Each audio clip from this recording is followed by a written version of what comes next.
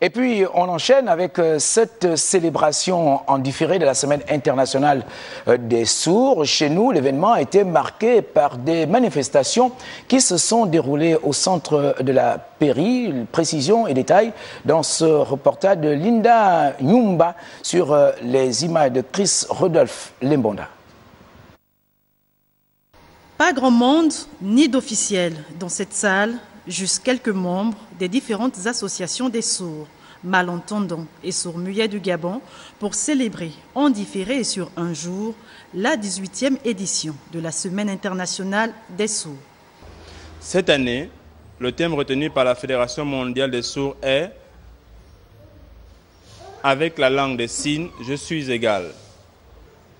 La célébration annuelle de la Semaine internationale des sourds a pour objectif de vous extraire de l'isolement familial, vos sorties du monde, pour vous amener sur la route de l'espoir, de la prospérité où chaque sourd avance à petits pas vers un mieux-être, un mieux vivre, loin de la mendicité. Pour cela, l'apprentissage de la langue des signes au Gabon va se pratiquer dans chaque famille où vit un sourd. C'est la condition pour réussir son intégration communautaire. Instant mis à profit par ces citoyens à part entière pour sensibiliser la population à la reconnaissance de leur culture et pour faire progresser leur cause. Des objectifs qui nécessitent un soutien fort.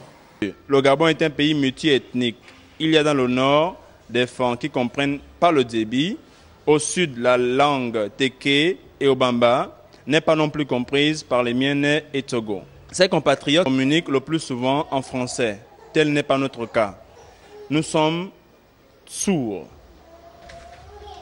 C'est pourquoi nous souhaitons organiser et mettre en place un dictionnaire de la langue des signes. Nous sollicitons donc l'appui du président de la République pour le financement d'un dictionnaire.